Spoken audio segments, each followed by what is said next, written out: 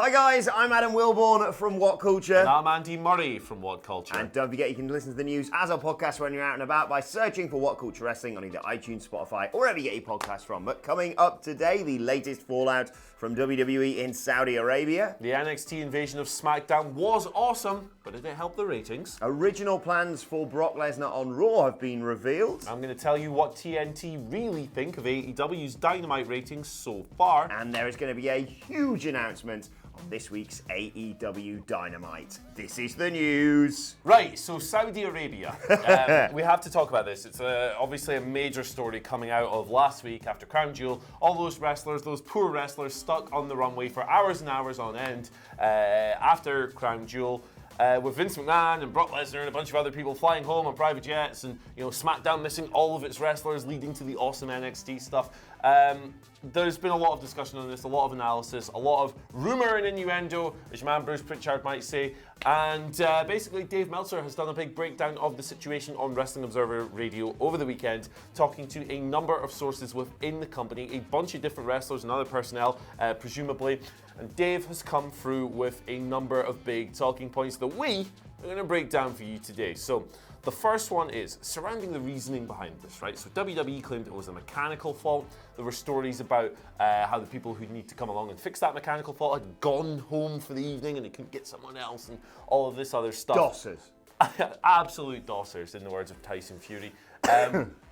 This has kind of been poo-pooed by a lot of people. One of them is Dave, who called the statement that WWE released on the matter, and I quote, bullshit. Not a word one would expect from your 60-year-old grandfather of wrestling, but that's what he said.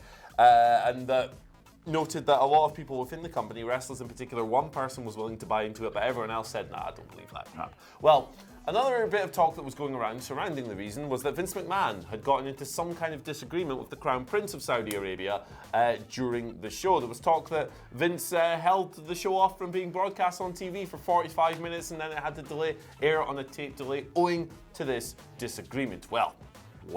According to Meltzer sources within WWE, this was because as of the 30th of September, WWE hadn't actually been paid by Saudi Arabia for the last show they held in the nation, which would have been Super Showdown in early June, I think it was. Yeah, May, June sort of time, I think. Yeah. So several months late on that payment. But on the day of Crown Jewel, WWE reported a rather large payment, $60 million thereabouts, coming in to the company. So this has naturally led to speculation that perhaps the disagreement they had was over this payment. What do you reckon? I mean, I think everyone heard the reports of claims of, it might be a geographical, meteorological issue, or it might be a technical issue, and they were just like, yeah, it's Saudi Arabia. I think you can get another flight out of Saudi Arabia, especially if you're working with a country that are just throwing money at you. I'm more inclined to believe the latter version of this story, and knowing Vince McMahon the way that I do, 100% could see him being like, well, pal, unless you pay up right now, you ain't getting no pay-per-view. Yeah, I can absolutely see that. I mean, this whole thing is just a catastrophe. There's no other way to paint it up. Like 8 more years, 8 more years. And I think it's going to be really interesting to see how WWE react. Will they keep the deal going? Will they pull out of it? Who knows what the contract says, how binding it is, what the clauses are. But this is mad. They'll keep the deal going because it's money's worth more than absolutely anything in their eyes. And speaking of which, let's follow it up by reports about the talent. You may have seen, especially on Friday, but even over the weekend, some wrestlers tweeting about it. Buddy Murphy just tweeted, never again. Ali tweeted, flight forever.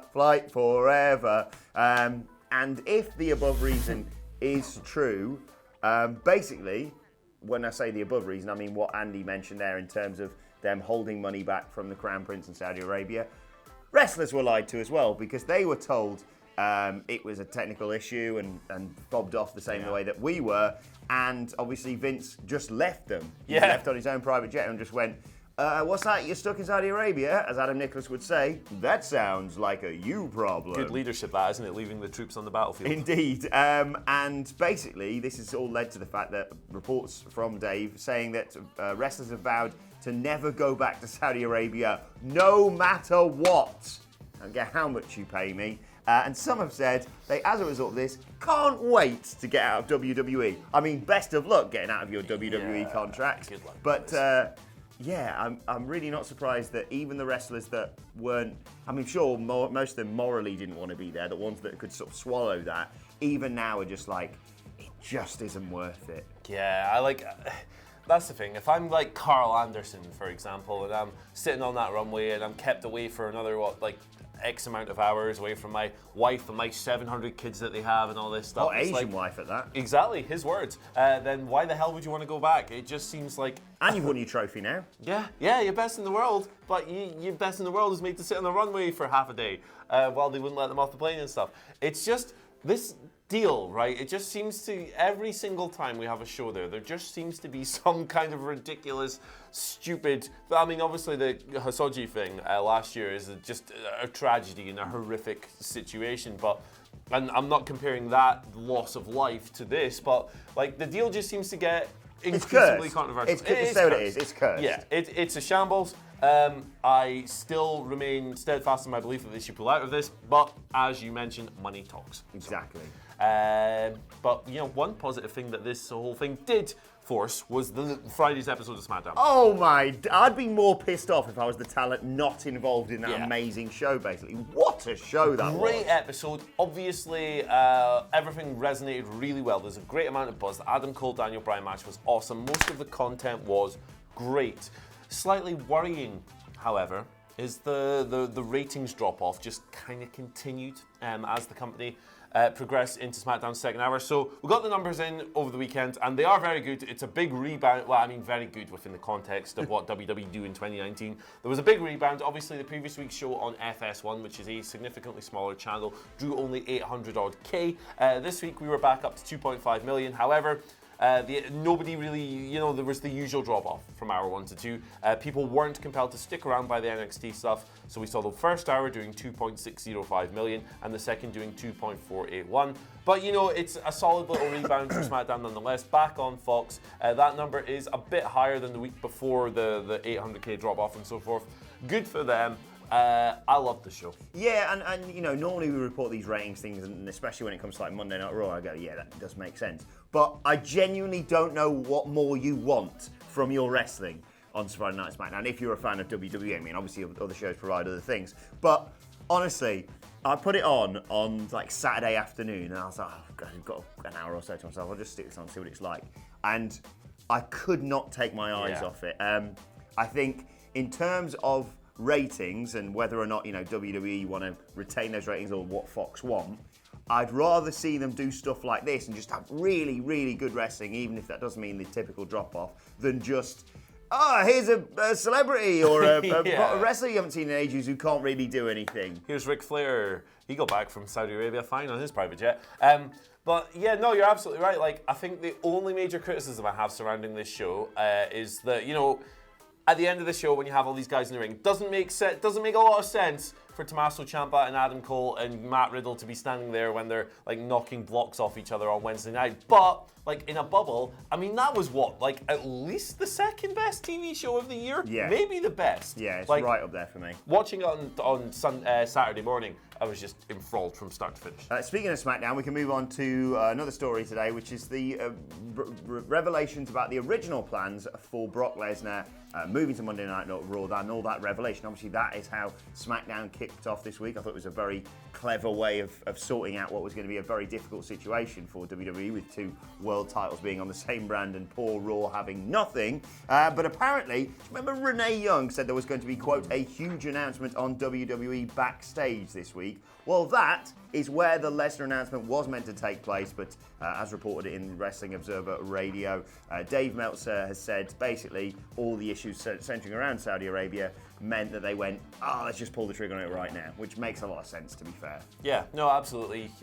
Sounds like they just wanted another little buzzworthy thing to complement all the NXT action. You got Brock Lesnar, you might as well use Brock Lesnar on the show, so yeah. And myself and the Dadley Boys will be doing a Raw preview later on today. If you want to hear that as a podcast, again, subscribe to WhatCulture Wrestling. It'll be out on the YouTube channel later on today. Ding Dong Dash. No, that's a game you used to play when your kids ring the doorbell. Knock a door run, we call it. Yeah, we called it Chappie as well. Yeah, Knock Down Ginger, they call it down south. Knock Down Ginger. Offensive. It's a bit weird. If you have any more names for that little game, let us know. Do you still play it? I hope not. Nicky Nacky News. Wow. Okay. Didn't expect that one. Anyway, AEW, let's pivot over there. A couple of stories for you here. First one surrounds their TV ratings, which have obviously gone from 1.4 million, 1.409 million in week 1 to 759k last week. Annoying because the product's been really good. Yeah, it's a shame. But you have to temper the previous couple of weeks because the World Series and all this stuff. Baseball, futuristic rounders, all that. Take me out to the ball game. Bowling, isn't it? It's just posh rounders. There's going to be comment. A lot of. I actually really like baseball. I'm really sorry. Go Padres. But I mean, they're terrible. I'm aware. But yeah. TNT, the network, might be looking at. You might think they might be looking at these numbers and the drop-offs and going, "Oh, this isn't great. This isn't what we bought in for, brother." But unfortunately, for anyone who kind of wants to poo-poo all of this, that's not the case. PW Insider are reporting that TNT are actually very happy with how AEW's done so far, because not only have they won the Wednesday Night Raw 5 weeks in a row, although I think this will be different after the SmackDown episode this coming week, but. TNT apparently only expected about 500k a week. So when you look at it from that perspective, even with the drop-offs, they're still overperforming.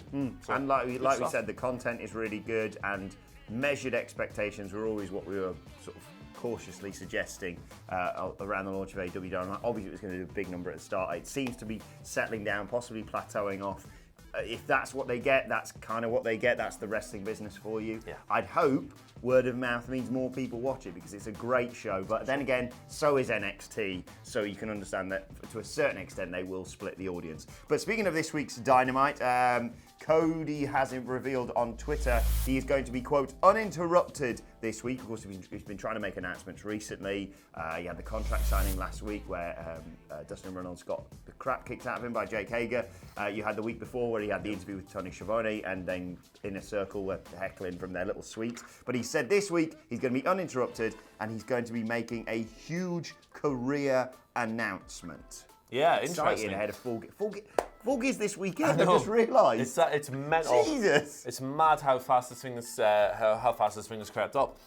All I'll say about this is that I'm looking forward to it, and I hope that the announcement actually happens. Otherwise, we enter WWE style bait and switch territory with this, don't we? So let's hope it happens, and let's hope it's big. Let's hope it's cool. I can't wait for him versus Jericho. Yeah, really looking forward to that. Speculate in the comments what you think that announcement is going to be about, and we're going to move on to our Twitter questions at WhatCulture WWE. Of course, if you want to get in touch with us, Matthew Berner starts us off. Matthew says, "Could Survivor Series be NXT proving it's better than both brands by challenging both combined instead of having triple threat matches? Basically, have Raw and SmackDown their champions face off on TV to see who goes against NXT at the pay-per-view." I like that idea. Yeah, no, that's really cool. I like that a lot. Couple of reasons. I don't really like triple threats. I think that a lot of them inevitably boil down to one person just hanging out on the outside conveniently for 5 minutes while the other two do moves to each other. So that's a lot compelling for me in the ring. And I also think it puts NXT on a pedestal because Raw and SmackDown battering each other to try and get a shot at this thing that's up here. That's cool. Qualifying matches to face NXT really puts the brand over as something special. Love that idea. Having said that, though, Bayley, Becky, and Baszler. Triple B. Oh, that would be good. As would Styles, Nakamura, and Roddy Strong. But let's see what happens with all that. We'll see how it goes. I think someone, I can't remember who suggested it in the office, but Adam Cole versus Seth Rollins with Cole going over is a really smart move. I think that'd be a Seth good Rollins piece of booking. buggering off and deleting his account for a while. Eric Vasquez gives us our second question of the day. Legend, Eric saying, Vasquez. will The Fiend be put in this war between NXT and WWE? And if so, in what capacity? Maybe a match at Survivor Series against Triple H where he squashes the game. I mean, I'd love to see Bray Wyatt just hilariously squash Triple H, but I don't really know if The Fiend fits in this, because if he's like this entity that is kind of different to everything else, does he really need to get involved in a promotional battle? Like, is that something he'd necessarily care about? Now, I'm aware you can apply the same argument to the Universal title, which he has just won, but I don't necessarily think he does fit unless he's going to be some kind of chaos element just interrupting the show because he's wacky. Just see him going, yowie wowie, SmackDown for life. Right, final question today. This is a tough one for you, Andy. Daniel Bishop Petrick says, someone tell me the last good decision Vince McMahon has made? Will he sink WWE before anyone else ever gets the chance to take over? You know, kind of like the US presidency. All political. Gee, We're not getting involved in that. You know, it's right. Daniel says, though, what was the last good decision that Vince made? Wow, man, like that's a great question, because you kind of, the meme is to go, or maybe it was 5 years ago or whatever, because Vince is out of touch and all this stuff. But, oh man, I'm sure there are smaller ones that I'm just forgetting, but I think like creatively, I'm not going to answer this from the balance sheet point of view, because that's boring. But creatively, probably letting Kofi Kingston ride the wave of Kofi Mania to WrestleMania. Best story they've told all year for me. It was great. I got totally caught up in it. And that annoying, like, oh, here you go, you get the world title. Oh no, wait a second, you've got to do one more round or whatever. It was so frustrating, but they did pull the trigger on it, so in the end it worked out. For me, that's the last good decision. The lockbox storyline for me. Right, let's move on to today's and finally, and a shout out to Tommaso Ciampa, who was sensational on SmackDown, as we mentioned. This is good. And Roman Reigns tweeted out following SmackDown, of course, with all the fallout of NXT invading, saying, "I respect y'all stepping up, but don't get too comfortable in my yard." And Tommaso Ciampa has responded, obviously not tagging Roman Reigns, because that's not his style. And, you know, unlike Seth Rollins, he's good at Twitter. And he said, at WWE Roman Reigns, with all due respect, I will poop emoji in your yard. Hey, good stuff. Good stuff. I love it. My second favourite Ciampa versus Reigns. That'd be great. Roman Shut Reigns. Up and take my money. Yeah, man. Like, I think Roman Reigns, like, the worm has really turned on him, hasn't it? Like, go and watch Crown Jewel, and that 5-on-5 match, which was really good by the end. When did it get good? When Roman tagged in. Do you want to know why? Because Roman Reigns is bloody brilliant, and that's why he should be wrestling Tommy Ciampa. Yeah, I'd love to see something like that, but I'm so excited going forward. Really excited for Raw tonight after NXT. Can't wait.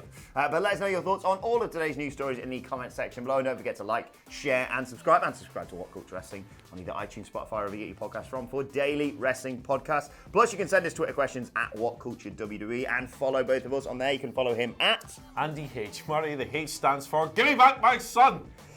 Follow me at Adam Wilward. You can follow us all, as I said, at WhatCultureWWE. My thanks to Andy. Thank you for watching, and we will see you soon.